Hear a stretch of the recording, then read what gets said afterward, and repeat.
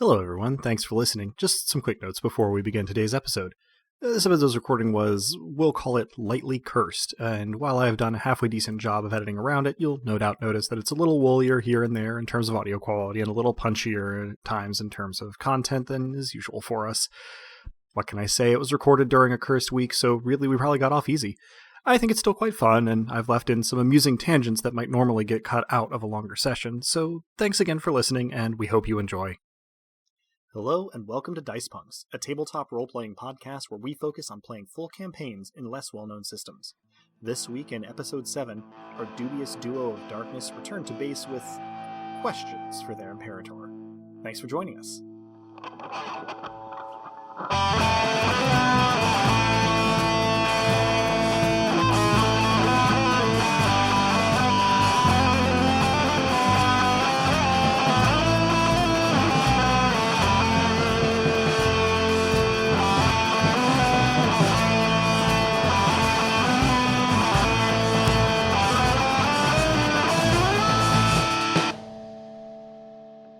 Hello and welcome.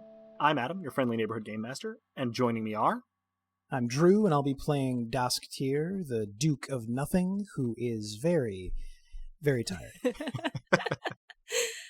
Hello, I'm Robin, and I'll be playing Lyssa Crate, the tired and troubled Duchess of Fury. I appreciate our theme of tired without even, talking about it beforehand. I have a note in my character sheet that says, remember to alliterate like Robin does, and I still... Excellent, and thank you all.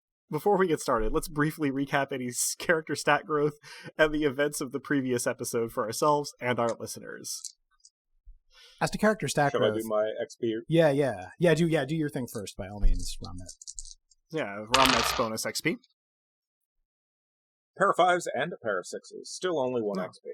Yeah, you still only get the 1 XP, but good job. Hooray! Is anybody spending any XP this Well, time? I have 2 divine XP. Is that enough to... What is that enough to do? Each level of an attribute can be purchased for 3 points at character creation, or, 3 points now as well. Each character starts with 5 MP for each attribute, but additional MP may be purchased for 1 point each. Gifts each have different costs. So, short answer is, if you want to increase an attribute, that costs 3 divine XP. If you want to add MP to a particular attribute, that's 1 per MP, no matter how high up that gets. And then gifts, if you want to buy more of them, are by cost listed in the rulebook, or if you want to create one that is not listed in the rulebook, by the calculated cost using the sort of tables in the rulebook. Okay. I'm excited. Well, the divine XP come slowly, right? It's an interesting... You only get 1 at the end of each. It's an interesting balancing system. I'm used to, 1 XP system at Caregen and 1 XP system that is dramatically more expensive, during play. So that Indeed, yeah, this one is very equivalent. Yeah, it's interesting that they just slow the pace of XP instead. Right, yeah, instead of making the cost. I also do sort of love that it's contingent on people having a good time. Yeah. Yeah, no, that's a very, that's true too, yeah. Style-conscious thing. Mm-hmm. Yeah, I also note that not only is it jammed into the end of the resolving conflicts chapter, kind of anonymously, but it also starts not with how to earn and spend XP, but with you actually get stronger as you go just by being more familiar with the world, players being more familiar with the system, having more connections and, kind of a greater depth of understanding. It really seems to prioritize those things more. Mm-hmm. In any case, expenditures. I would like to spend 2 of my mortal experience points to raise my empathy to 2. Yeah, that's... I think you have 3, so that'll leave you with 1. And that will hopefully make your various negotiations with spirits you are trying to enrage a little bit easier. Fingers crossed. Fingers crossed. All right. Any other expenditures? I think I'm going to sit on the points I have, because I have 1 mortal XP and 2 divine XP, and I think I need a few more than that in both cases, or at least 1 more in the case of divine XP to do what I want to do, so I'm just going to canonically, I think, collapse on the first, safe collapsible onto surface that exists in upon returning. If you ask nicely, you can get an obsidian fainting couch. So it's a great gag gift. That's like the best white elephant gift. You faint on a hard surface of obsidian. So, Romnet, I believe you have our summary this time around. I do. I was not there, but I still know. The heralds of the Obsidian God were met in conflict with a champion of the God of the Deep. As part of this, the ruler of the city rallied the troops and led them in a charge backed by darkness. A heretic of the Obsidian God led forces of our master, if not very well. The Duke of Nothing extemporized poetry to great martial effect. The Duchess of Fury yoked the champion of the God of the Deep, but she clawed her way back. The Hand of the Depths challenged the Obsidian God's heralds to a trial by champion, and despite being struck by lightning and having his bones rearranged, the Duke of Nothing bisected the champion opposing him and left her to crawl back to the depths whence she came, carrying her separate parts. They should be back soon. Chef's kiss. Somewhere, Dask feels an itching at the back of his head and says, "What happened to my bones?" They were gripped and sort of cried a bit. They were a bit, yeah. A little, just a little. So we are going to recommence with our Nobilis outside of the gates of Fermata, but first we have a little bit of catching up to do with our prophet of the Obsidian God, who has been of late. I don't know if entertaining is the right word, but receiving supplicants in his role as prophet. If you want to tell us a little bit about your day up to this point, we'll catch up with you in the span just before the return of our intrepid Nobilis here. So today has been another of the sorts of days uninterrupted by the Nobilis of the Obsidian God, a routine that has been lacking since their arrival, although that suggests that their arrival was unwelcome, which clearly it is not. I've been mostly in my office doing administrivia related to setting up the actual church and administering to some of the functions of Fermata, such as they were, and such as the Obsidian God interferes with them. But around... the first one arrived a bit after lunch, and once one supplicant arrives, they usually start coming in droves. And so, since shortly after lunch, I have been discussing matters prophetic and offering inspiration and guidance to the flock in this city. Indeed, you've been dealing with supplicants for the majority of the afternoon, and as it fades into evening and you're starting to think of dinner, there are only 3 people left in the line. The first is a man of maybe middle 20s. His clothes are relatively fine, but he looks as though he's been having a rough time lately. Lots of splotches and scuffs. He's got big bags under his eyes and kind of a hunted expression. He introduces himself. He says, "Del Ferro, my lord. can't find my house. I've got one, I promise, but every time I try to find it, I don't end up where it is. I know where it is, I promise. I believe you. I can't think of anything else to do. Finding is a different act than seeking, Del. Seek and you may or may not find. This is manifestly your trouble. Let your mind cease its seeking, but instead let your feet do the finding. Close your eyes, think of the Obsidian God, and hold a hand out before you as you walk from this office. Turn as you are directed, and you shall eventually find your way home. Walking into the canals is forbidden unless compulsory. He nods kind of urgently and says, Yes, thank you very much, and leaves a little pouch on the table as he squeezes his eyes shut, turns 180 degrees, and walks slowly back the way he came toward the door. The next person in line is a woman maybe in her mid to late 30s. She seems a little bit twitchy, but otherwise as though she maybe hasn't had too rough of a time of it, especially compared to this last guy who apparently was sleeping rough for a couple of nights before he came to see you. She makes a kind of awkward, unaccustomed curtsy and says, Rini, your worship, Rini Serica. How may I help you? Well, it's strange, but she holds up her right hand, and on the back of it is a mole near one knuckle. She says, That weren't there the other day, and it's not the first thing that's changed. There's always something a little different about my body.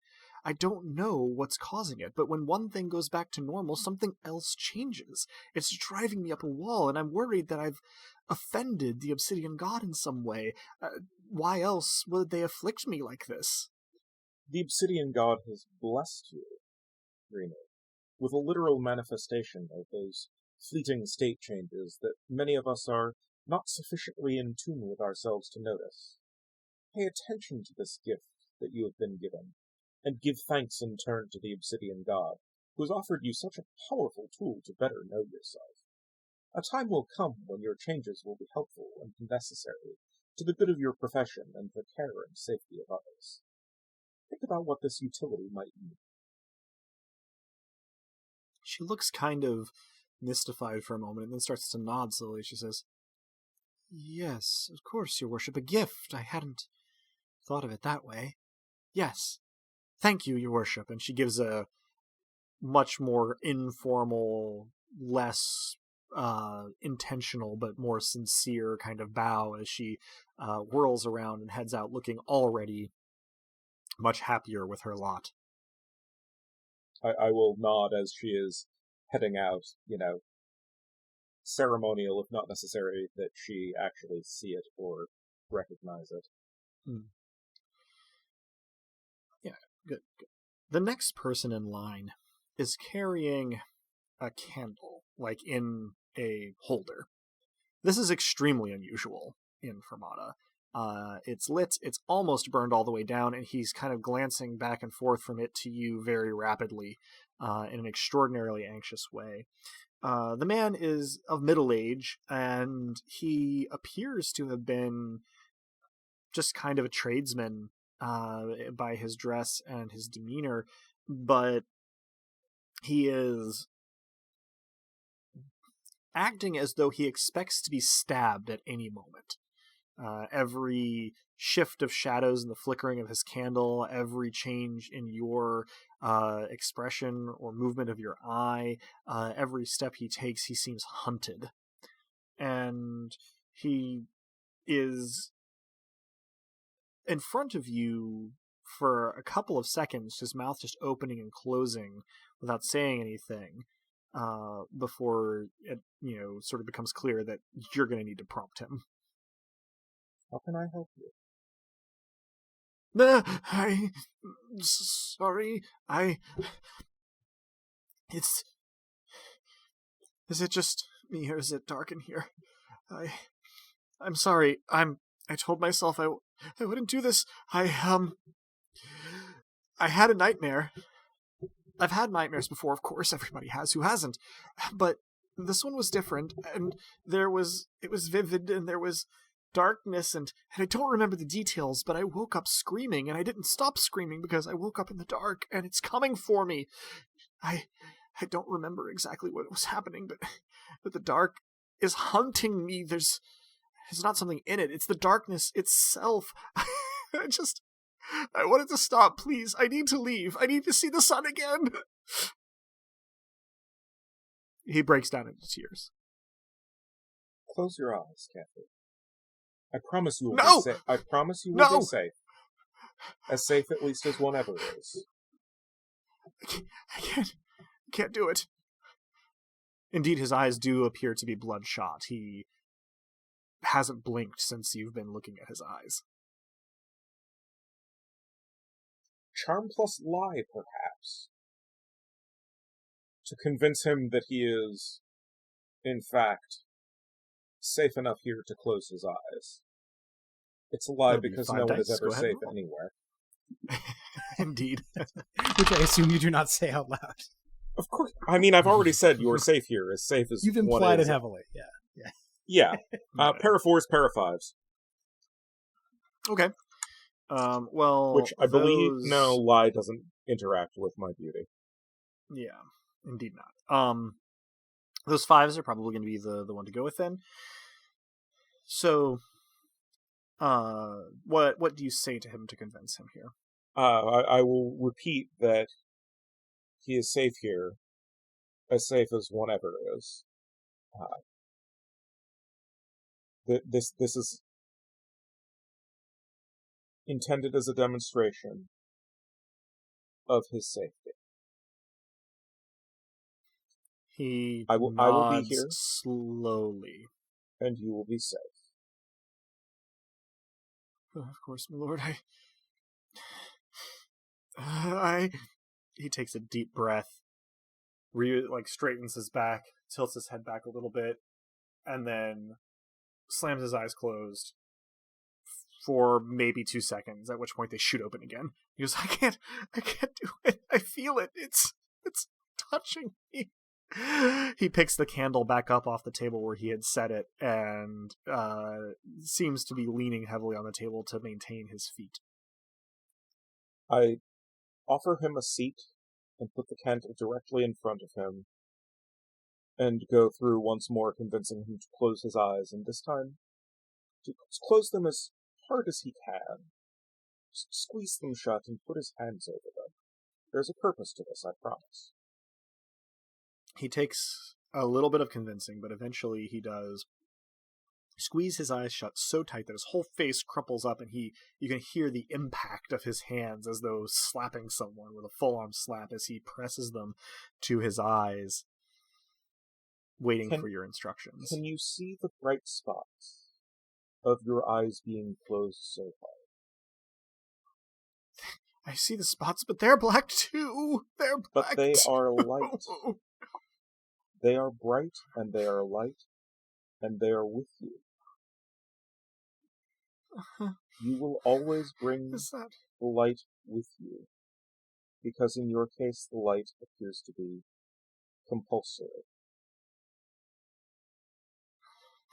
Take it with you, be safe, and know that it is not frowned upon, because in your case it is necessary. But pray do not overuse this privilege. Privilege. Yes, of course. You can see tears leaking out from behind the heels of his hands where he's pressing them to his eyes. He sits there for a moment longer with his hands pressed to his eyes, and then stands up so fast that he almost leaps, knocking the fronts of his thighs into the table between the two of you. The candle sort of scooches with the motion of the table, and he yelps as he sweeps the candle holder and lit candle up, seeing that it is perhaps a half an hour from burning out entirely. He goes, "Oh no, I need a fresh one," and he sprints from your office, the candle going out in the draft as he heads for the door. And that is the last of your supplicants for today. Good, after that I definitely need dinner. Possibly a drink. Yeah, really. Yeah. After you, What is a have priest but a some communal shrink? after you have a couple of bites of dinner, you feel sort of a prickling along your scalp, and you realize they're back. Mm-hmm. And so we'll cut back to the moment that we left Dusk and Lissa last time. You have been pulled through the darkness that swept over you as the forces of the Calavan Guard swept past you in their seeming victory against the sea creatures.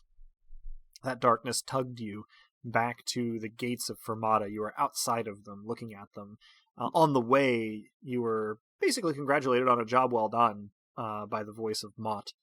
And now have probably just been staring at the gates in a little bit of consternation and disorientation for a good 3 or 4 seconds. The boss said we rekindled a war with the sea, and that was good. Does that sound good to you? Most definitely not. Looking at our track record of what we just did, are we the bad guys? I look at the gates and then down at my hands, then to Lissa, then my hands again. I think we might be the bad guys. I think we might be the bad guys. In any case, Adam is about what himself. happened. That realization wasn't supposed to happen for months.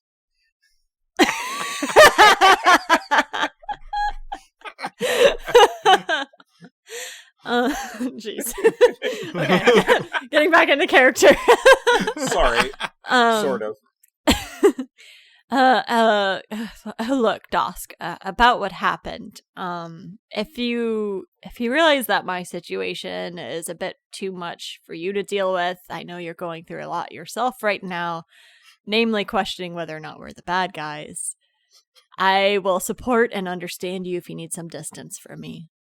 I can't think of anyone else I've ever known who could possibly help me through this, but more to the point, whatever happened there, and we should talk about it, but perhaps not now, I say, realizing that besides weariness, we're both exuding what our listeners would recognize as strong, we need to talk to the manager energy. Whatever. Alyssa has done her hair in like the Karen style upon the return. Whatever that was, I know from the very core of me that it was something that happened to you, not something you did. Thank you. I don't want any part of that. She's not me.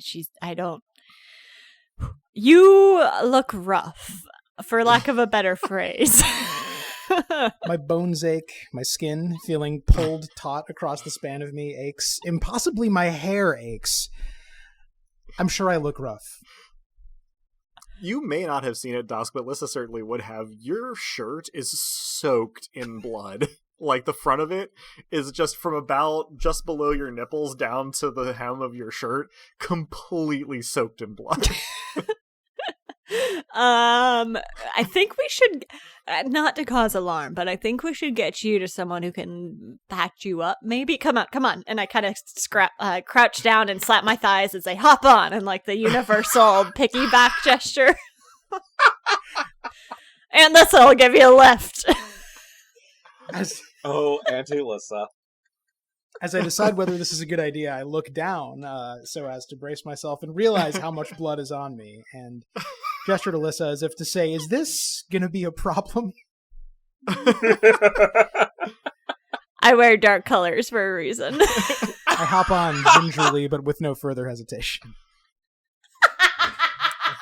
You climb up and you have to like really slowly lower yourself and kind of keep your hands on her shoulders to keep your punctured torso from, touching her back where it would be really, really tender.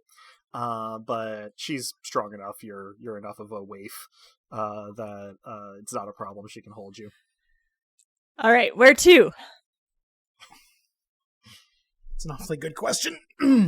Well, are you comfortable? Do I need to lift you up higher, lower? no, not what do you higher, need? not lower, not anything. It's not you. Okay. It's the whole being rent apart by a fellow Nobilis thing. It's nothing that. Anyway, where should we go? We need to talk to the boss.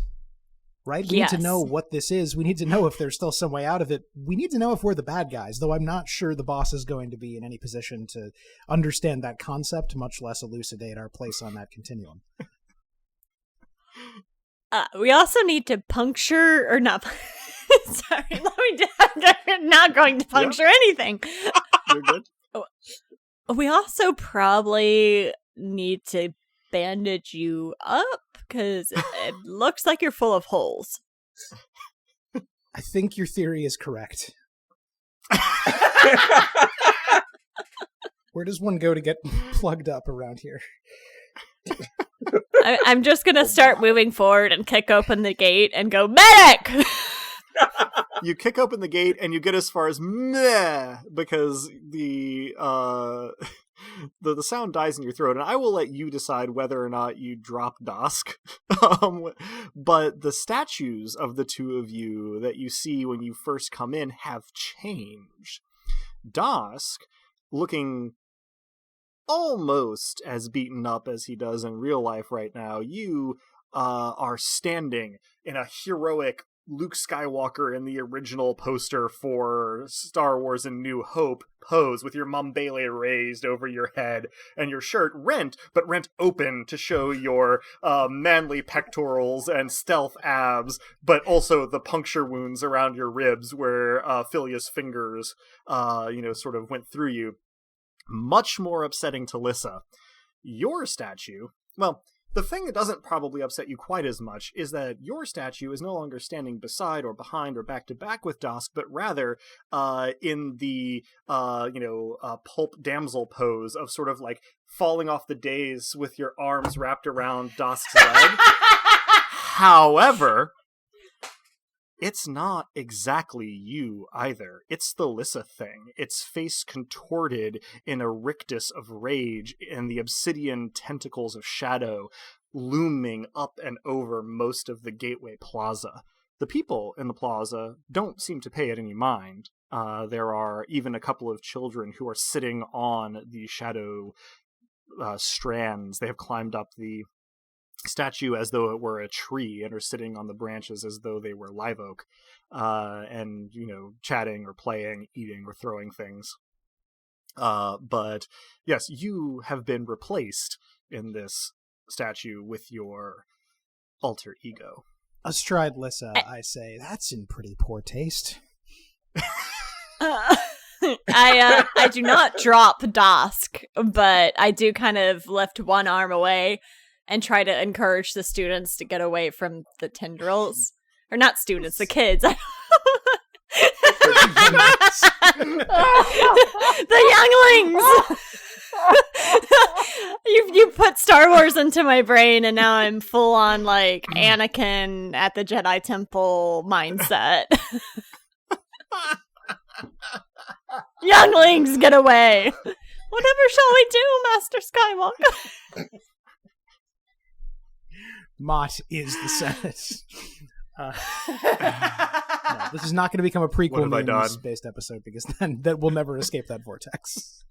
Yeah. Oh no, it's already become a prequel memes episode. It's too late to go back now. But I do try to get the kids off. Welcome to Sandpunks. we're coarse, rough, and irritating, and we get everywhere. That's pretty much it, yeah. Anyway. And the cracks.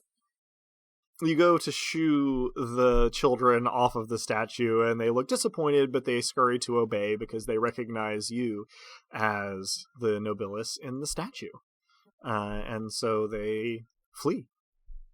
Not in fright, I should add, but more kind of in a, adults telling you that you're, about to get in trouble and kind of trying to turn it into a game kind of way. I breathe a sigh of relief and then kind of over my shoulder to Dosk where he is, kind of mutter, I hope Varric hasn't seen this. I just hope Varric is. You think he's all right? I don't think any of us are all right. That's a very good point. Where to first? If I'm honest, I would really like to see Romnet, but we really need to talk to Mott, and more importantly, I probably need to... I gesture at the whole of me. I guess to Romnet. I'm sure he'd be more than happy to tend to your wounds. You're making this sound fun. I don't think it's going to be fun. Look, I've just got to get my laughs in somehow. I do laugh, and then this causes it sucks to call something indescribable in a podcast and in a role-playing game when description is part of it, but probably a nearly indescribable quantity of pain shoots through me. Unspecified, but very high. Indeed. So I set off trying to tread lightly in the direction of Romnut's place. Obviously, I try to avoid jostling Dosk as much as possible. Dosk is actually like he forcing what he thinks is a very convincing smile as he visibly, audibly appreciates the lack of jostling. Like, yeah. So you guys traipse in this manner through the streets of the quiet city to Romnet's house. You don't have any trouble. The crowds don't all like part and bow or anything so ostentatious, but they do make way for you, and you get a number of nods with "Lord, Milady," or "Welcome back," as people move out of the way. In short order, you are knocking on Romnet's door. Romnet, there's a knock at the door, and opening it, I assume. I will declare that I am home from the office, yes. Sorry, for whatever reason, I was thinking you were in your home when you were receiving supplicants, but I do not know why I would necessarily have thought so. I thought I had specified that I was in the church building, but... You very well may have, and I just may be having a Teflon brain day. Regardless, I opened the door. Indeed. Standing there, you see a relatively wet and bedraggled-looking Lissa, kind of a haggard expression, and on her back, an even more haggard and bedraggled-looking Dosk, who's, despite his rain-slicked appearance, his hair looks very much as though he has just been in a tumble dryer with a bunch of fuzzy socks, and how much blood is not hard to see.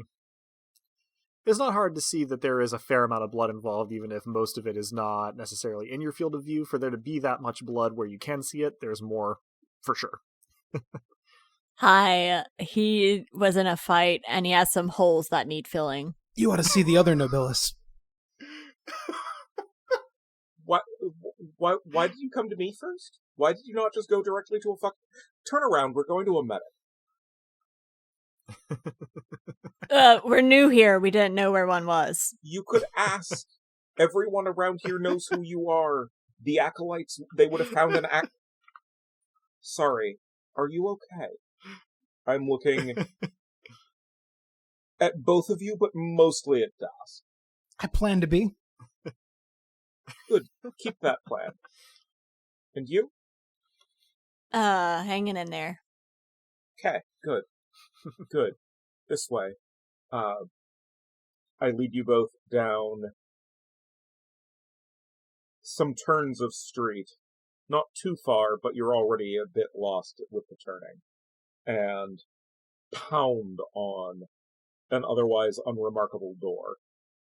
Farna, are you in there? Just a second!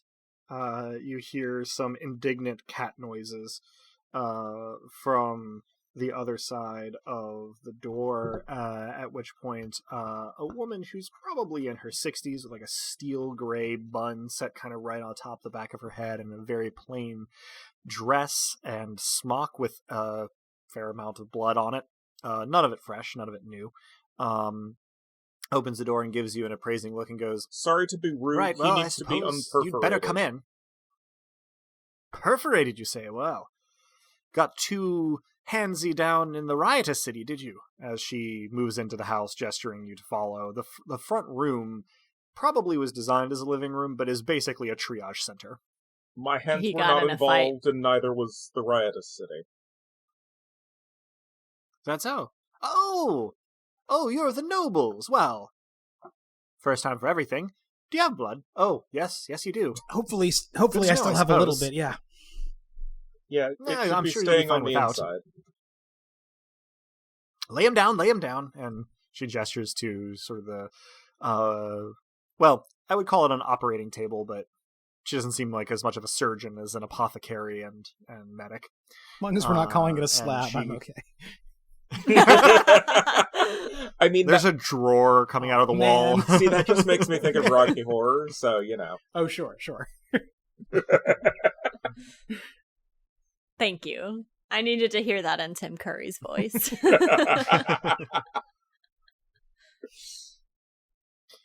I gently set Dosk down. I have to crouch quite a bit, I imagine, to kind of get him on the table. Yeah, you kind of maneuver him very slowly and very carefully onto the table while Farna goes to her kind of various cabinets and starts getting out vials and herbs and solutions and bandages and a pair of scissors, which she uses to cut your shirt off. Just leaving it to sort of flop wetly open from your dweeby little chest. An objection to this dies in my throat.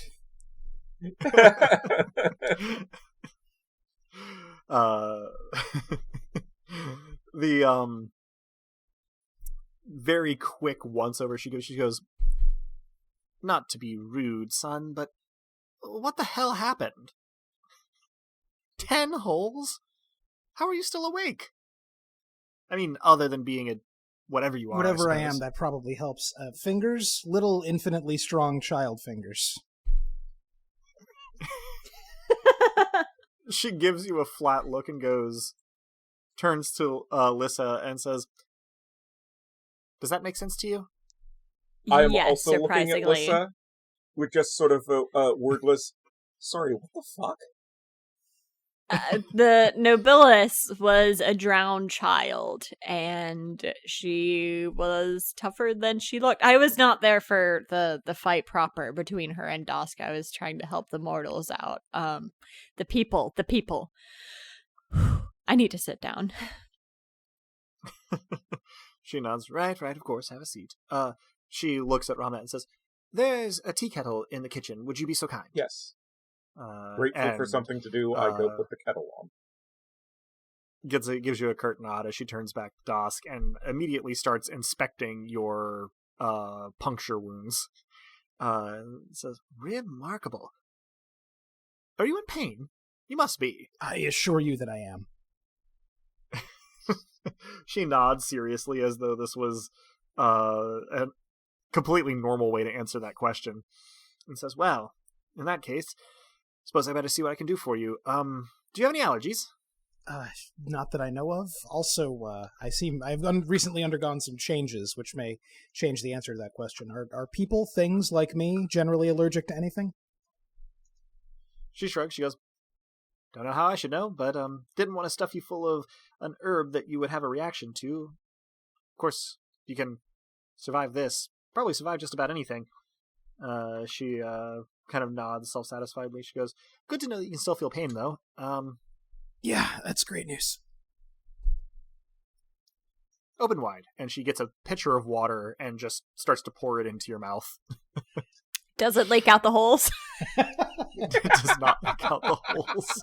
I had to ask. It's a valid question. What you have just done is basically what you've just done is asked me in a circuitous way to run the Mask-based one-shot at some point.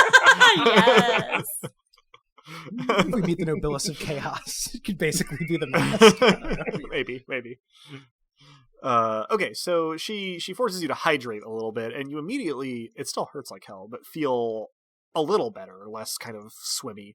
And it turns out, yeah, it makes sense. You're pretty dehydrated from all of the blood loss. And she goes, well, I'm going to have to pack each of these with a bandage and some herbs. It's going to feel really, really bad. Do I need to strap you down, son? I don't think so. Like you said, after what I've been through, I can probably... anything.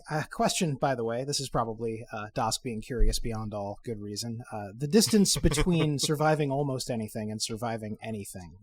In the fight, I bisected my combatant, my co-combatant, and she lived. I can be killed, yes? All the evidence seems to point that way. Don't know. You're the first two I've met.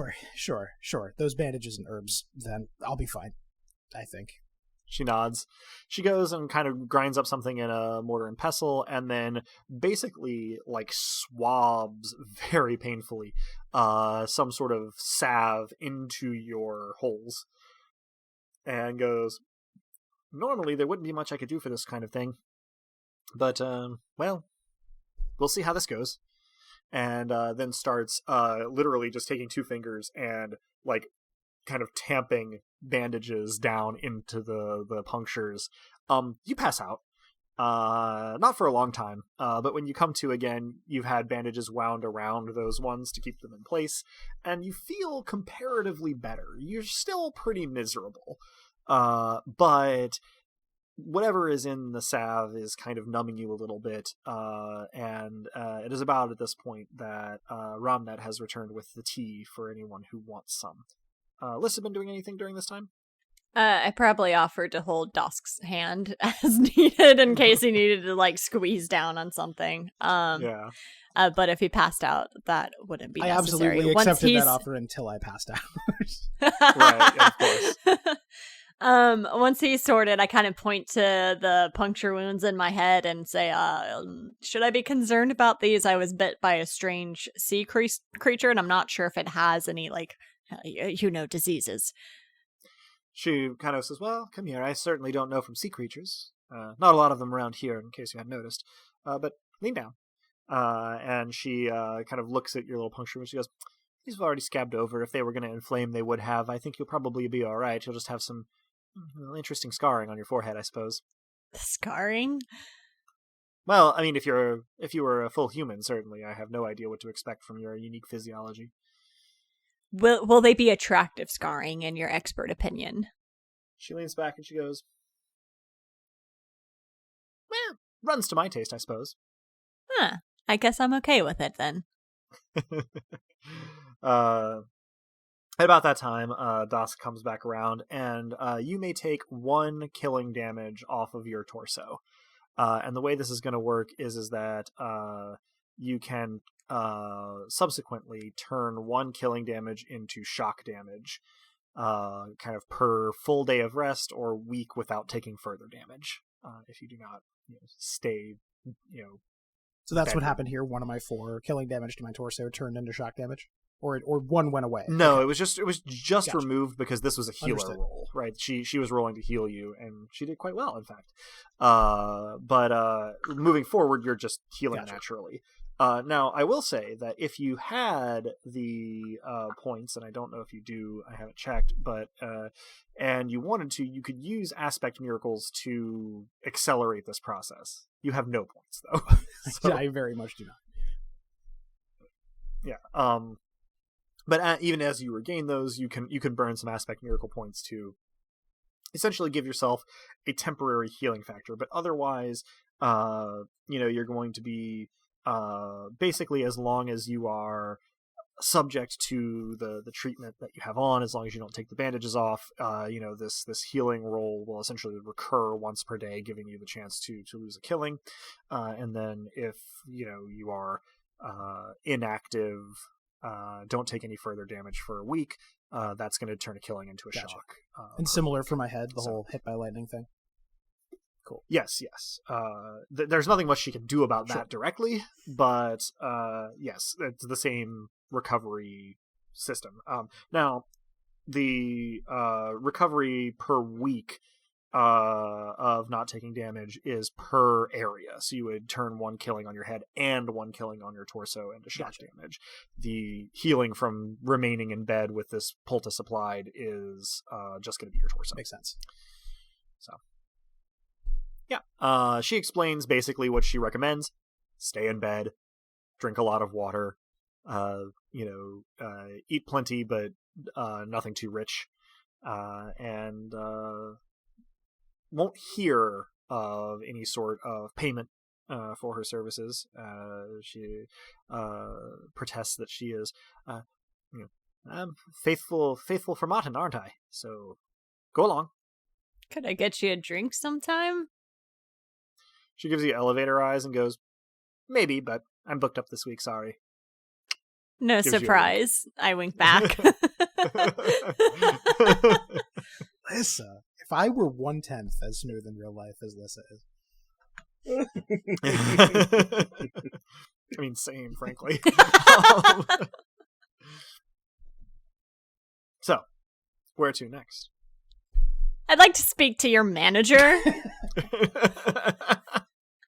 Are you talking to Farna? I assumed that was to run. So sorry, that was completely out of character. Fair enough. I was doing my Karen impression. I got that. I thought you were just doing it in character for some reason. I don't for think the record, Lissa, for the like, listener, I just pointed at myself and looked confused. It was it was a good moment. You spent those points on the gift aspect of Karen, where the 3 miracle points to assume the aspect of Karen. I mean, it does seem like a sub-aspect of Fury. yeah, that's true. Oh actually. my. Kinda, No, I do. I would totally have Karens within my domain. But it's a hollow Fury, This so it's makes like the perfect Venn diagram of Fury and nothing. So. Oh my gosh! Oh my gosh! If This Doss is going to be your Voltron. That's the exact. If we did like the Dragon Ball Z fusion. By your powers combined, she is Captain Karen. Oh no! There you go. We've created the Monarch. We created a thing of people this day. Yeah, the Monarch, exactly. Okay. Oh dear. So I think what we actually say in character is we have some concerns. It's in addition. That laugh was probably slightly in character. In addition to the obvious difficulties, though. In the pursuit of success, we should add, it seems that we've rekindled some sort of war with the very sea, which seems like a fight we perhaps ought not to have picked, and which in any event we had no knowledge of being in the process of picking. We have concerns. Dosk is being very Would I know polite. anything about a historic Not really, no. issue between Mott and the sea? No, if it's something that is like ancestrals from well before your time, it was not part of anything that you were taught growing up either. I fear that I am unaware of any past history between our god and the sea, so I don't have any useful answers there. I suppose that if you wish to speak with them yourself, there is always the central chamber. It picked quite a moment to stop talking there, Ramit. The central chamber, you say? Yeah, where you arrived. Oh. Oh.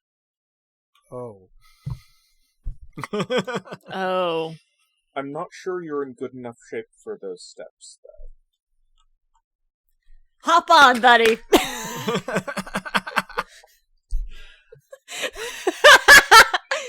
It's always good when you make your GM knock over stuff. That's a good sign, yeah. That's unless it's his drink. Yeah, you don't want that. Yeah, well, fortunately, not so much this time. I didn't hear any sizzling, and the feed didn't cut, so I think, God, I hadn't even thought of that. No application of liquid to computers, please. Right, no, thank you. Yeah. So, I mean, you can take the piggyback ride down to the heart of the chancel, or you can hold Are off. you up for that? I mean, you've granted I needed the medical attention, but you didn't have an easy day either. Have you seen my legs? Would it be strange to say that I absolutely have? Not at all. I don't blame you for looking. They're impressive. mean, so hop on, come on. At this, Romnut just, like, instinctively, because of the way you were saying it, just like, oh yes, those are legs. Given the height differential, that's what I look at the most. I mean, yeah. Yeah.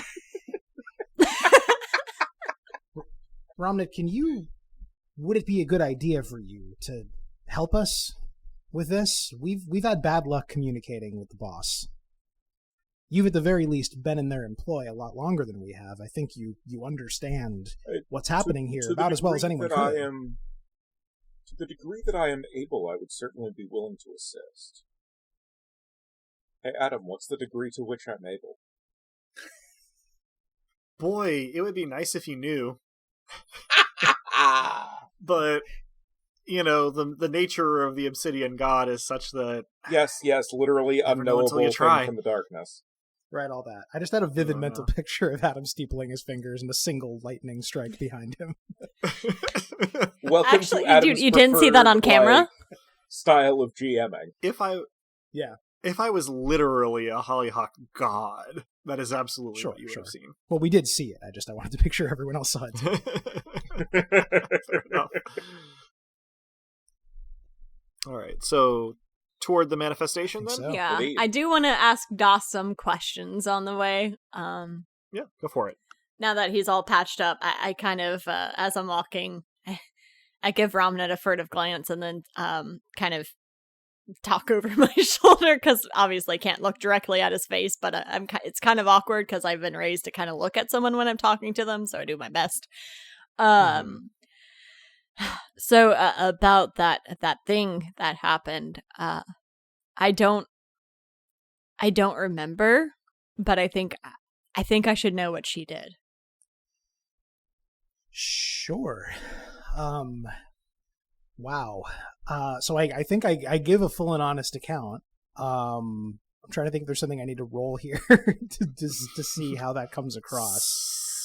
Suppose it depends. Yeah, hold on. I'm just seeing what I got here. I mean, I think I'm rolling charm plus graces. 5 dice it is. How much can I soften the blow? That is no pairs. Can you? Not a lot then. Yeah. Can you just go give it your best Sure. go in character? Well, it moved ahead, wreaking havoc and spreading ungovernable rage everywhere it went, turning man against man, creature against creature, man against creature. You get the idea.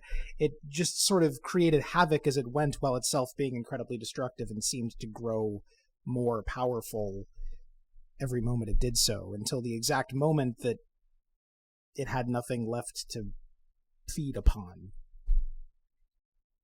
How nothing left to feed upon? Like not everyone in that city was gone, right? No. It was not everyone. Not everyone. Anyone who was close enough to the center to the path of that probably didn't get the better of it. But once I evaporated the fury of at least one side of the combatants, all of a sudden things began to ebb. It seems that the rules, you might know the rules better than I do, I don't really know the rules, are that it can only be stopped when the fury subsides, and until then its power seems to grow indefinitely. Yeah. If you weren't on my back, I could hug you. You stopped her. Okay, this wasn't the first time then. Second.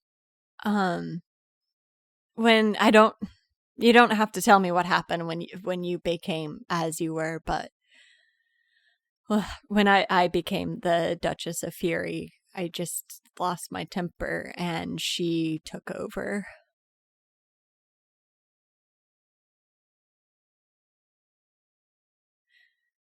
A bunch of men came to the forge, and they were going to break Varric's hands, and I was not going to let that happen. And I only wanted to stop them because, it just they were clearly monsters, but I became one instead.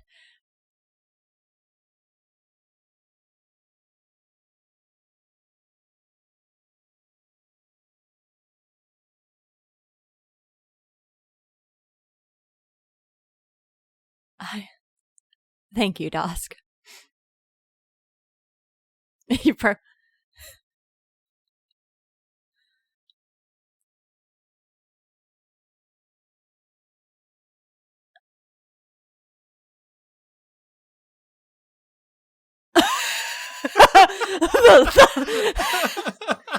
the library. I kind of laugh.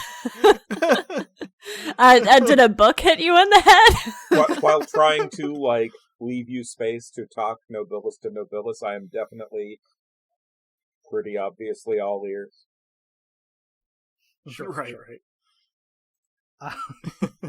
The library. I was looking for a rare book, and I ended up in absolute darkness. I don't know how many layers down I went. It actually probably isn't physically possible for me to be as far down as I was, now that I think of it. But then I was simply here. It was frustrating. I was lost, but it wasn't. I mean, I suppose I just will remember not to complain. No, it's actually, it makes me feel a lot better to know that you didn't have as hard to go. I'm glad it was a good transition. Not good. We're still working things out, but yeah, I'm glad you didn't, burn the library to the ground or anything. I mean, I guess I haven't been back.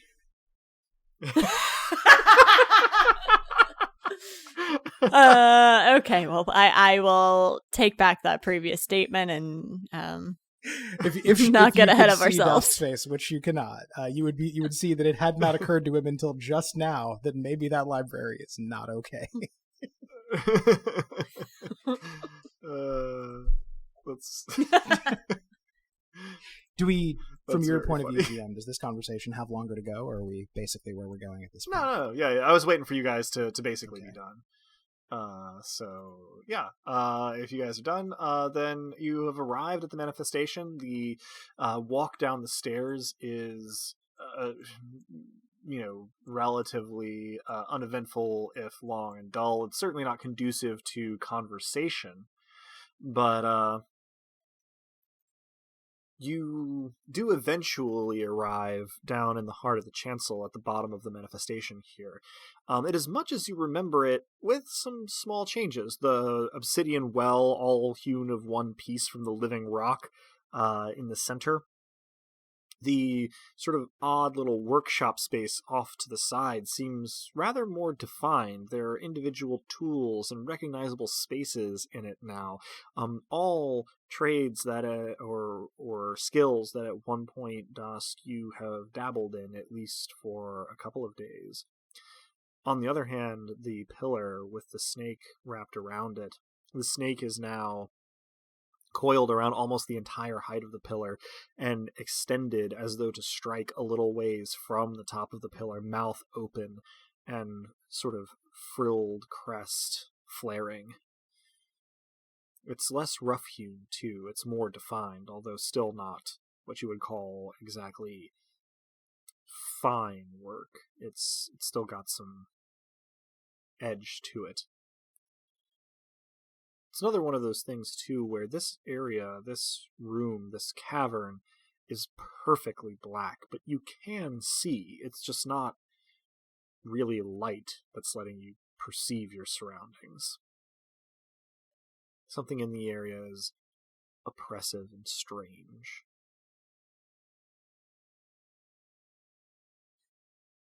I gently let Dosk stand on his own 2 feet for the conversation with our boss. I give an appreciative noise. Which, well, I mean, this is radio. I should probably produce an appreciative noise. It sounds something like. It's good that you labeled that appreciative. Everything's relative. Yeah. But it's been a day. It's a shaky thumbs up in audio form. I do give Adaska a thumbs up. Like, I move probably to clap him on the back, but think better of it and then just go for an awkward, like, double thumbs up instead. I am immensely relieved when the clap does not come. So I turn to Ramnet and I say, so how do we begin an audience? Hey, Mott! We could try that. Is that in character? Yes. The air in the room trembles, and a deeper darkness flows up out of the well, filling the entire space, and not necessarily literally choking you, but making you feel like you want to choke. I will sort of wave my hands and just sort of gesture, about like that, but usually more formally. The cavern once filled, you can tell that Mott's presence is here, though they don't say anything. I suppose I lay on the formality. I say, we come before you having done as you have asked in being, and then the formality sort of runs out. Very confused about why. Yeah, what he said, except I don't think that starting a war is a good thing, and also we need to talk about her. I refuse to let that take control of me ever again. How does that happen? There is a deep and wide pause before Mott's voice returns. Confused? What possibly could be confusing? Belief is growing. We are the savior of Caledon. Hundreds of thousands now flock to us, even if only below the conscious lines. Your task is gloriously complete. A war with the sea is the natural state of things. It is as it should be. Peace was only ever made in my relative absence. We are here now, and war with the sea is our and the sea's desire. You are my tools, our tools. That is why you have been created. What is there to be confused about? Only a tool refers to other living things as tool. I object to that phrasing. Oh no, Adam is actually steepling his fingers.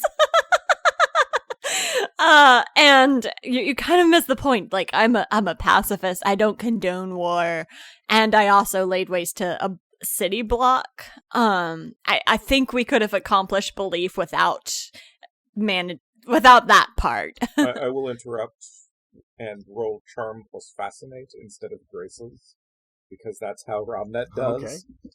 Because I have the ability for that. So right. That is a pair of 10s because of my master die. Okay. All right. I think, my lord, the confusion stems from a mortal understanding that war is not itself a good thing as such. Why is the sea your enemy? Perhaps that might explain some things. There's another one of those deep pauses, but shorter this time, and the voice returns a little bit more forcefully this time, and says, War with the sea is as natural as the sun rising and setting. It is desirable because it is correct. That is frankly all you need to know. This is tiring, and we tire of it. This focus is inimical to our nature. You will do as I instruct, and you will benefit from doing so. We will benefit from doing so. That is what matters. The other is your. And then it just stops. Nothing else is forthcoming, although the darkness is still there and Mott's presence is still in the area. The other is our what? How are we going to benefit from this? I don't remember anything. I was not in control of my own body. There's no benefit to that. That is very questionable. You often use this poor guy as your puppet. Your voice comes out of him on occasion. You should really ask before you do that sort of thing. The darkness around you thickens, and it doesn't slam you to the cavern floor, but rather it is as though gravity is suddenly coming from every direction and intensifying exponentially until you feel compressed into a ball and pressed into the floor of the cavern. Mott's voice doesn't become angrier or louder, and yet it seems to surround and pervade you more forcefully than before. As Mott's voice is a cat. Is a cat. Plot twist. Yeah. The avatar of Mott appears. Oh. The cat at the doctor was Hi, foreshadowing. Farious. Mott's voice seems nevertheless to carry more force, as they say. You, all of you owe us everything that you are, and even if you didn't, you would be at our disposal. Mortals exist for this purpose, and more mortals shall exist for our purpose. War there will be no more, and so you shall go forth and you shall promote our nature. You shall bring others to our darkness in perpetuity. You were chosen for your qualities, everything that you are. And this part seems directed at us. All of you is for our purposes. How you express our power is up to you, not to us. Any complaints hereafter shall be taken up with yourself. Do not presume to question us. Without us, you do not exist. Mortals fear your existence, so fear us as well. And the darkness and the voice and the voice are all gone, and the voice sits on the once again.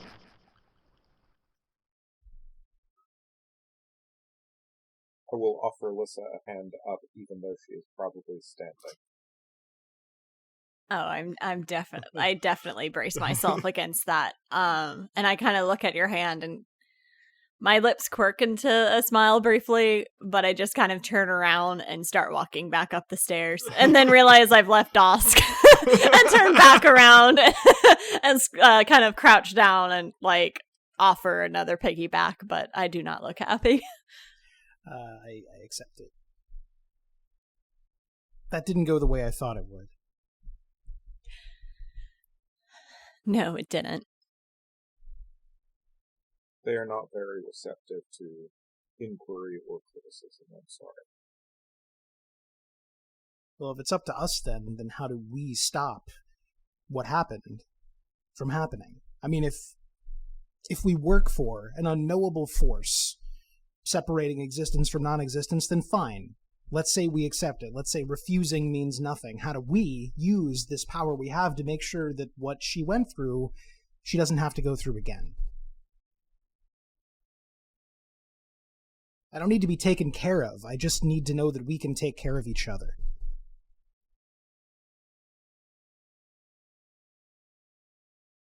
You're a Rumnet good friend, wilts a bit Dosk. at the first part of that. I don't know if that is actually directed. Any of that speech was directed at Rumnet, but This is probably the I think part it where was. admit that I Picture my don't- head flitting back and forth the whole time. But This is probably the part where I state that I don't actually know what Lissa went through. I've, I think, gotten a bit of a gist of it, but it sounds like you were not yourself for a time. this is the part where I No. wonder, if I think it loudly, can Romnet hear me think it? Can we spare Lissa having to hear it again? Maybe I ask him that. You can If I think this to, loudly enough, yeah. can you just hear that? Is that within your purview?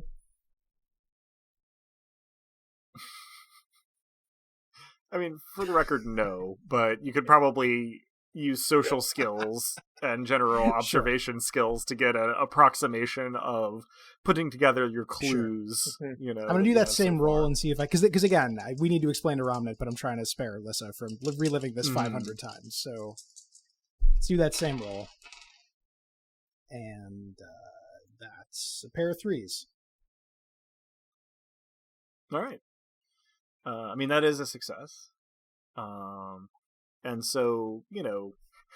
Let's say I managed to convey... Sorry. I was going to say, my interpretation... You're the GM, but my interpretation of that would be, I managed to convey all the stuff that happened, grisly details and all, but while avoiding the parts that would, make Lissa feel especially responsible or aggrieved. Right, and you don't reiterate anything that he was kind of eavesdropping on earlier. Totally. Which was the real rough stuff. And so we'll say that Romnet has a pretty good idea at this point. I've done things I didn't think I could do, and things I didn't necessarily want to do, but I've never felt for a moment like I wasn't me, which is terrifying in its own way, but this seems different. She becomes something not herself. That seems like too much to give up. It is a terrible price. And it's not one I'm going to pay. Prices are there to offer a choice. That's true. Upon Lissa's remark there, I need a sight plus sense roll from Dusk and Romnet. I thought you were going to say that to me for a moment. I was going to be like, ah! No, you're fine. Thou cruel hollyhock god. Oh, whatever. I've got 4 cents. This is 3 dice total for me, let the record show. Ooh. 5 for Romnet. 3 8s. 3 Nothing. eights. Nothing. Romnet, you couldn't really be sure, but when Lissa finishes her refutation, you think you see the snake tattoo where it is visible kind of along her neck shift just very briefly. I will look directly at it, like I'm looking at something that is not Lissa but is on Lissa, for just a beat, and then just back to what Romnet is saying. Or not Romnet, I'm Romnet. What Dusk is saying. Already, we're inseparable and indistinct, sure. Well, OTP! Also, like, as the Dice Peaks from earlier demonstrates, I have definitely been mixing up words today. Sure. Indeed. You're not the only one. So yeah, I mean, for what it's worth, a closer examination, it seems like a perfectly ordinary tattoo, and it seems like it was in the same place as before, but at the same time, I could have sworn you saw something. Okay.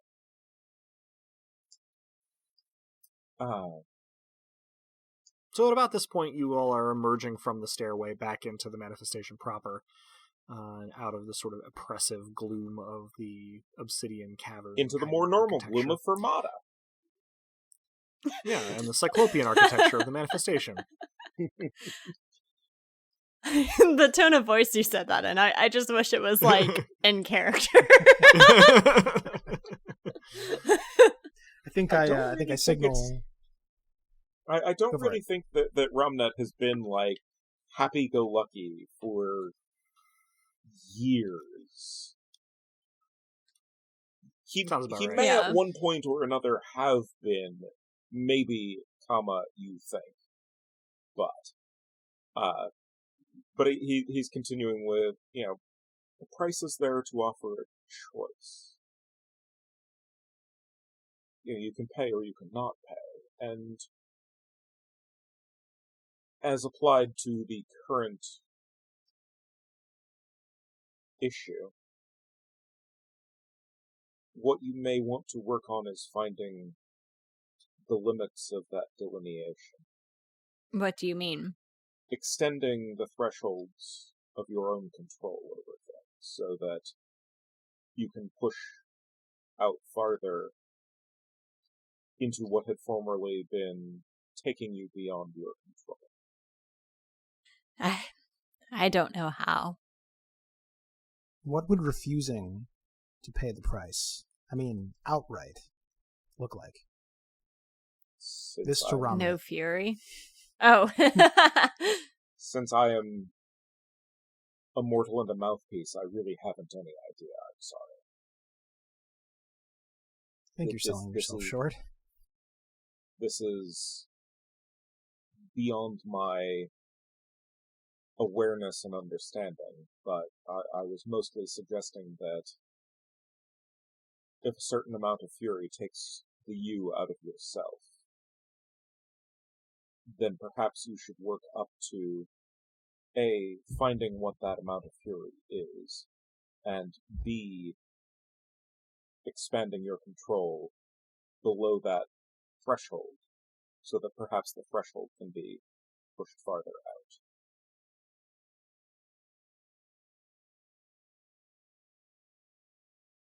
I can try. I still don't understand how any of this works. I made someone very happy, and then I made the rock wall angry, and I made the gates angry. And then I guess I just saw someone from the shrines that I recognized from earlier, and that just, like, how do you control emotion if you see something that affects you? In my experience, you don't. You can only fake it. And I don't think that's good enough for this situation. Practice. And not always the fun sort, and not always the healthy sort, but practice. I can get behind the fun and unhealthy sort tonight. I need a drink. Which actually brings me to what my next question was going to be, which is, where are we heading now that we are... Yeah, I think first of all, I indicate that I can probably walk now that we're on even ground and not on Yeah. I obligingly set a DOS down, because I also imagine that piggybacking on the giant woman is not the most effective way of wooing Ramnut. Traditional log cabin wars first date. It's... So now, I do take this opportunity to look Lissa in the eye, albeit at an angle, and say, I'm sorry we couldn't change the terms. That doesn't mean we can't try. Moving forward, I'm not going to incite any anger. I think, like, what they think be damned, what if we try to use what we have for good? We could do that. So far, when we've gotten an assignment, we've obligingly completed it. What if we just don't? Yeah. Obviously, if it's like the thing in the swamp and it's posing a risk, we could stop it. But, like, starting wars and causing people to die, like, no. I'm not going to be part of that. Yeah, there's no point in having power if you can't wield it by some sort of code. If you're just obeying some inscrutable force, then look, I can be a lot of things. In fact, I can be everything. I'm still not sure this nothing thing is for me. That's not the point. The point is, the one thing I'm not going to be is a monster. Neither of us. We can just refuse. Use effectively random magic for sorcery to try to divine what the effects of a war with the sea might be, and whether they would in fact be for good or for ill, qua mortal ethics? I don't really think that magic works in a random fashion in this setting. Fair, but I had to That's ask. more of a mage unknown armies kind of thing than a rain one roll engine kind of thing. Yeah, no harm in asking, but I think I'm gonna have to just turn it down flat on that one. Specifically, the magic, the way that magic works in this setting, as we'll see as we get further into it, is very much about like finding the specific things that bring about specific effects. There's very little in terms of generating kind of randomized things. Now, divine miracles are a little different, but even then they are shaped by intent. Whereas, like, yeah, getting unprecedented effects is a matter of study and experimentation and finding the exact spells that produce those effects rather than kind of willing a thing with the magic. But yeah, no, certainly no harm in asking. So, to pose my question, kind of more fully this time, to where is everyone headed now that you are out of? Well, I think Das picks up the suggestion that Lissa was sort of putting on the table and say, so it's agreed, only for good and in proper moderation. Now let's go be immoderate. Let's find somewhere. I think we could all use it. Ramnet? I agree. Ow. Sorry, that was my... Sorry to everyone, that was my cat failing to dismount from my shoulder with claws. It wasn't graceful, but it was entertaining. She is now over Behold, on the chair, the noble sulking. feline.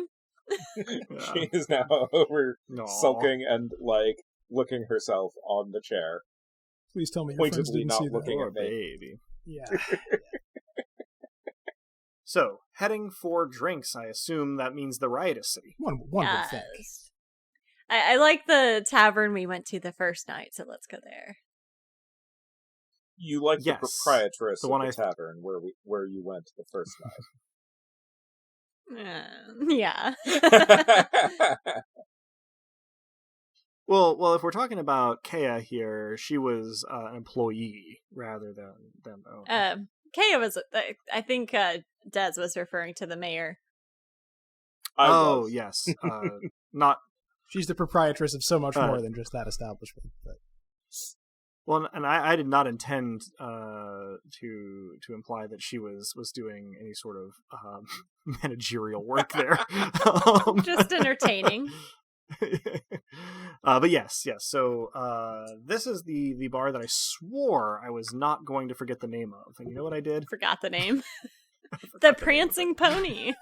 No, I hear they we have are good not in pints. Brie. I am so upset with this on so many levels because it took me 3 steps to get to where you guys were, and then I was mad about where I ended up. Why? I would not be mad about ending up in Bria the Prancing Pony, especially if Strider were there. Fair enough, but didn't they also like immediately get ambushed? Like, The ring wraiths did break Pretty into much. the room and attempt My to murder all the counter-suggestion, if we're going hobbits. to invite ourselves to a bar in somebody else's world, would be the Mended Drum. So it's called the Nightcap. oh, there it is. That's where you're headed. That's right. That's right. To the You're nightcap. headed to the How Nightcap. many sexy ring wraiths do we see as we walk in? 9. Depending on how strict you're being with the definitions of ring wraiths And sexy. sexy, most Fermatans could probably qualify. Oh, damn. Depending And on now how, I'm just thinking again, of the very secret broadly diaries you're of willing Lord to of the define Rings. those things. Oh, this is like... To delve into old Alyssa internet cannot for a bit. handle that. All right, so I'm going to be editing around all Clearly. this anyway. This is the A material. This is what the people come should for. Should I roll a charm and Sure. fascinate to try to woo the ringway? Just generally. To the nightcap. Hooray. To the nightcap. We are heading to the riotous city. We are heading to the nightcap. The riotous city lives up to its name, as always. You are treated to the surreal experience of crossing through the surface of the canals on a staircase that immediately leads you back up out of the canals in the riotous city. And not even that far from the nightcap, your sort of first port of call when you emerged from the manifestation into Fermata the very first time. It is suitably, well, I suppose probably the kids don't say hoppin' anymore, but that's a good enough adjective. The interior, of course, well lit as always, although no real light streaming out of it. And as you enter, nobody takes particular note of you at first, but slowly, a couple people by a couple people, and I am going to fiat here that there has been a new shirt granted to Dosk at some point in all of these proceedings. He's just roaming around shirtless. As we were leaving Larna's, I probably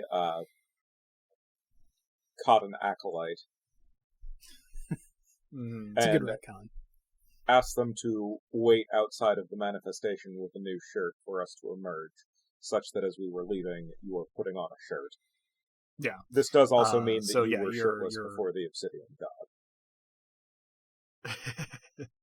Aren't we all, in a way, shirtless before the Obsidian God? You're welcome. That was planned, Yes. Adam. Some of us simply know it. I'm glad. Good stuff. Okay. So I'm not making as much of a spectacle of Yeah. myself as I might. But we're known quantities, Indeed. Lissa and I. So we're always going to be a little bit of a spectacle. And yeah, as you are noticed, sort of conversations kind of sputter out and people kind of turn to look until one beardy fellow that you don't really recognize, but certainly recognizes you, just kind of raises a glass and goes, "Here's to you!" And everybody goes, "Ah!" Takes a drink and then goes back to what they were doing. And then almost in the blink of an eye, Kea sort of apparates directly in front of Lissa and bobs a curtsy and says, "Your ladyship, is there aught I can get you?" I curtsy back, though it's far less graceful, and say, "Your ladyship, I'd like to buy another round for everyone here on me. And give me your stiffest drink." Well, of course. She seems like she has the impulse for another curtsy, but she has kind of like her tray, and she just kind of clutches it and like does a little bow, and then hurries over to the bar and starts pouring. The very first thing she does is take a beer stein, unstopper a glass bottle full of something brown, pour it in until it is about that far below the lip of the stein, and then slide it towards you, Lissa. And then looking at Dosk says, "And your lordship, what can I get you?" Something about half as strong as what you just poured her, I think. She chuckles a little bit and nods, and then gets basically what's a lowball sized vessel, and pours this from the same bottle to slide to you. Looks at Romnet. "And yourself, your worship?"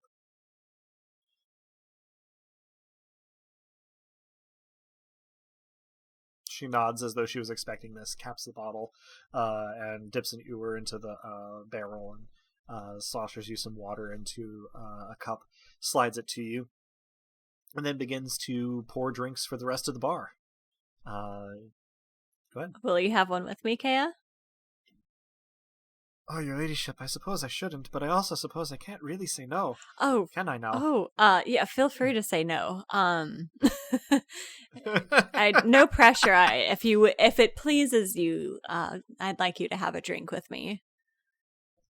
She kind of looks indecisive for a moment and says, "Perhaps once things quiet down a little.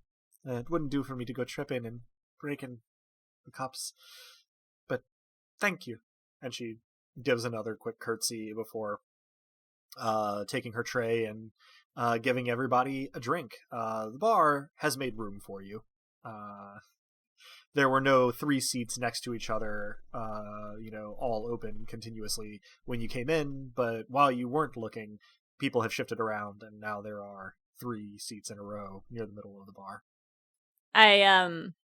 Once everyone has their drink in hand, I kind of turn to the bar and boom out, making the most and the best with what we have.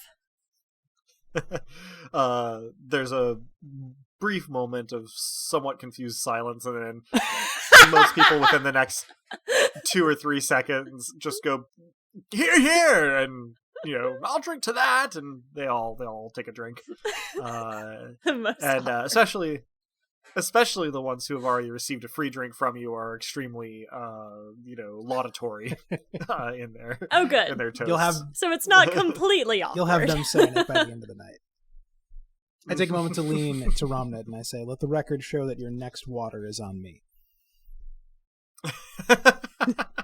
I will smirk and just gingerly place a hand on your shoulder and squeeze a little bit. Assuming your shoulder is not a site of an injury. No, lower than that. Exactly. Down below the xiphoid process. I give you I give you an expression somewhere between appreciating it and becoming a puddle. After a couple of minutes of just kind of sipping, and probably in Lissa's case, swigging your drinks,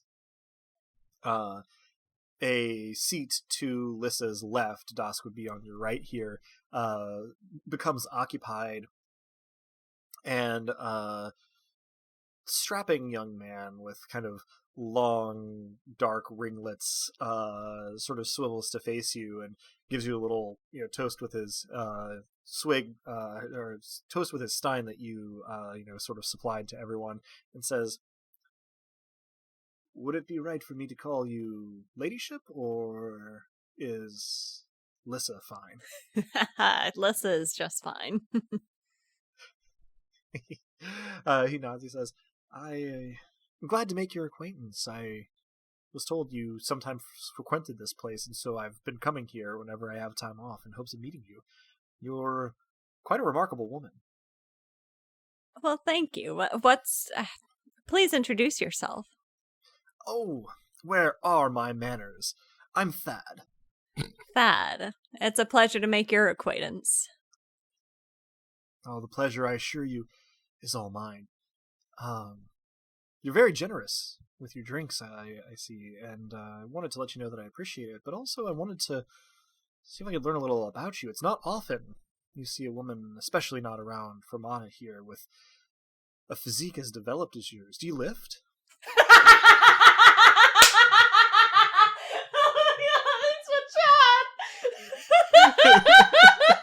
I hate you just a little bit, Adam. This is marvelous. All of this is in character and in canon. I am calling it right now. No, it's not. Lissa would not be so rude. Also, I don't think Lissa understands what a chat is. I need to... Hold on. Well, then before you correct the canon, I'm going to savor him saying that and Lissa throwing her head back and laughing. She probably wouldn't. Okay. Let me see if I can do a Lissa laugh now that I am.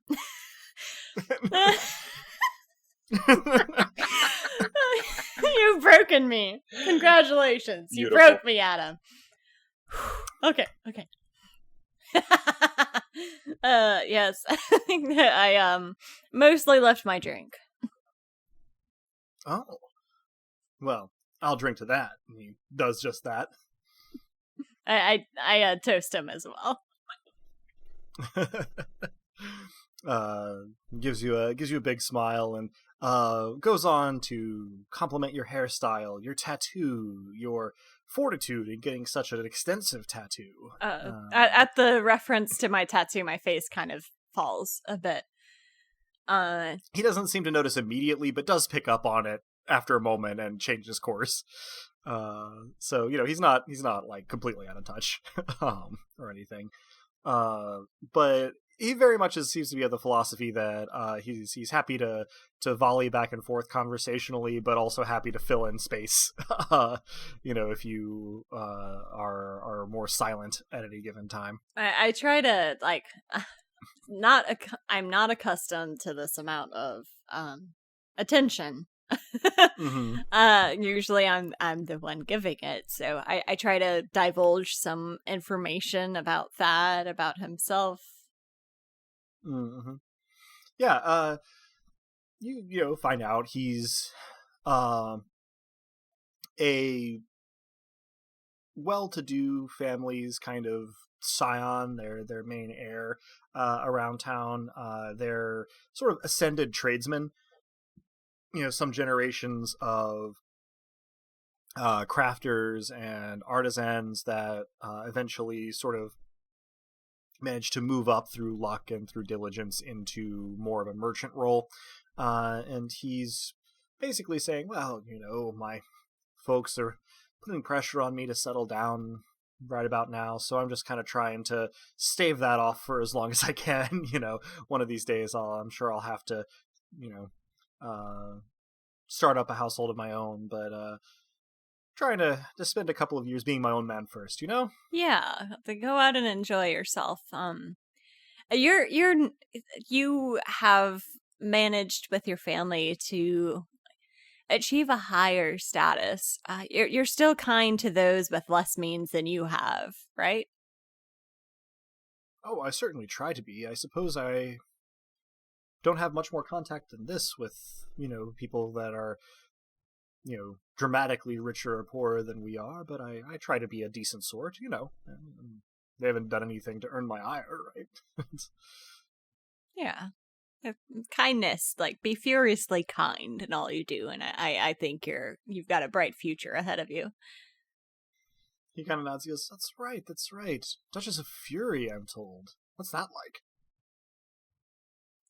The silence and the frozen smile is very much in character. Dusk and just raise an eyebrow pityingly for this dude. Yeah, I mean, if you guys want to chime in on what you've been chatting about during this interval, I think, well, yeah. So I mean, to catch up in time, having taken more than a few sips, right? But maybe half of this drink, even having been circumspect with what he ordered, Dask is feeling it already in that way that you do when you've lost a lot of blood. Yeah, I was about to say. And I turn to Robin and I say, I just realized I didn't ask you about your day. I will nod as if grateful to be asked. It was a day. I went into my office and worked organizing Administrivia, and around lunchtime the stream of petitioners and prophecy seekers started. For the most part I spoke for myself, although with, you might say, divine inspiration. But my words were my own. Oh. At that point, interrupting you, the door bangs open, and a bedraggled-looking young woman comes in. She doesn't look like she's been accosted or anything, just sort of slicked with sweat, hair all amiss, eyes wide, breathing shallow. She literally slams the door open into the wall, and it bounces, rebounds, mostly closed behind her, and everybody kind of turns to look at her. She stalks up to the bar, standing just to Robnet's right, and of course already has Kaya's attention, and she just says, a bottle, any bottle, and Kaya just turns around and grabs a bottle and puts it down, and the woman just throws a coin purse on the counter and starts drinking from the bottle. Do I recognize this woman? Not really. It's possible that you've seen her before, but you haven't had any sort of close interaction with her. The population of Fermata is difficult to nail down, but it's large enough that you have probably laid eyes on a lot of the population at one point or another. But, as far as recognition goes, she is seemingly trying to drain the bottle at a go. Although she does have to kind of cough and sputter, giving herself a break a little bit in the middle there. And when she does, she puts the bottle down for a moment and kind of sags onto a bar stool and puts her head down and starts to sob softly. Kea looks a little alarmed, and everybody is kind of trying to not seem like they're watching what's going on. I kind of gesture to Kea that the bottle's on my tab. She nods. And kind of lean back to kind of say, your ladyship, are you okay? Over the backs of Dusk and Romnut. The woman who's come in doesn't seem to consider that you might be talking to her. Oh. She just sort of continues to sob, and then sits bolt upright and looks around for a second. What? Oh, your worship. At yes. the risk of intruding on what may seem to be a private sorrow, is there anything I can do to assist? She gives kind of a bitter laugh, and she goes, make the sunrise, I suppose. And she takes another swig of the bottle. And that is where we'll end our session. Lots of people dealing with a seasonal affective disorder. I mean, it's... Same, though. Don't it just stand to reason? Yeah. It do a little. But yeah, we'll pick up there next time. Everybody can get 1 mortal XP for today's session. And we'll try to figure out what the deal is with this woman asking for a sunrise when next we convene. But for now, that concludes this session of Dice Punks. Thanks for joining us. I hope our players and listeners enjoyed it as much as I did, and you'll all join us again next time. If you're hearing us now, then you probably know where to listen to this, but we can be found almost any place one can listen to podcasts, as well as on the wider web at dicepunks.com and on Twitter as @dicepunks. With that, I think we're ready to say farewell, so say goodbye to the kind folks at home, players. Thanks for listening, everybody, and dare to use your powers for good in defiance of the powers that be. That's beautiful. True. Thanks for listening, For real. everyone. Tune in next time to see if our Hollyhock God successfully cajoles my character into sleeping with a Chad.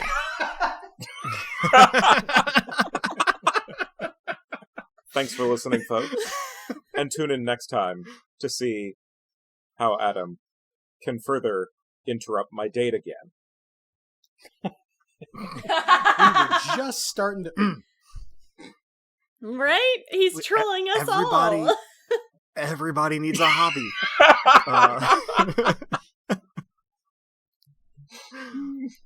Well, as the poet once said, black pitch and getting darker, it's time to spark ourselves in this hour.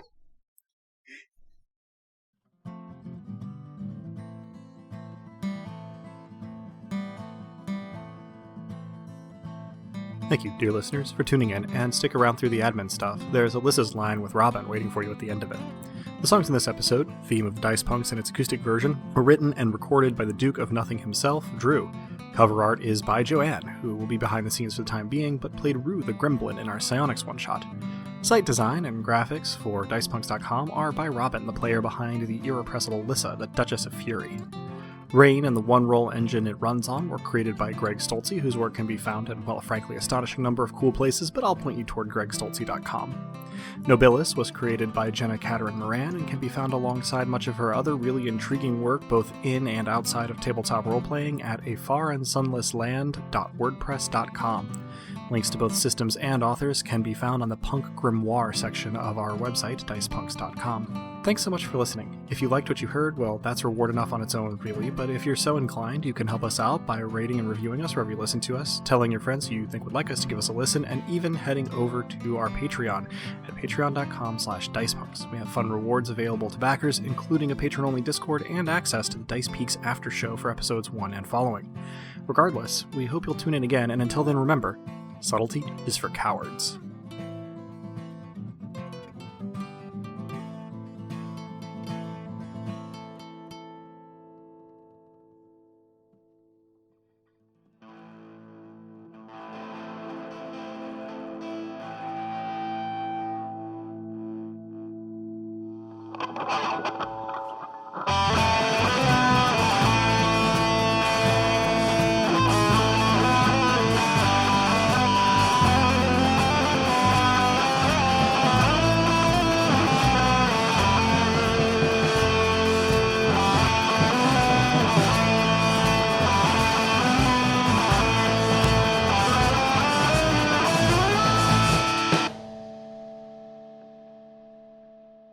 tonight, I have to say I find myself a little bit bereft on dating advice. Surely you can understand.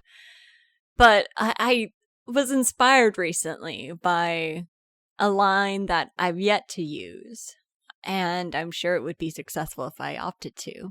You see, currently I'm kind of confronting the reality that I may be the bad guy, and the line is very much in that spirit, and it goes a little something like this.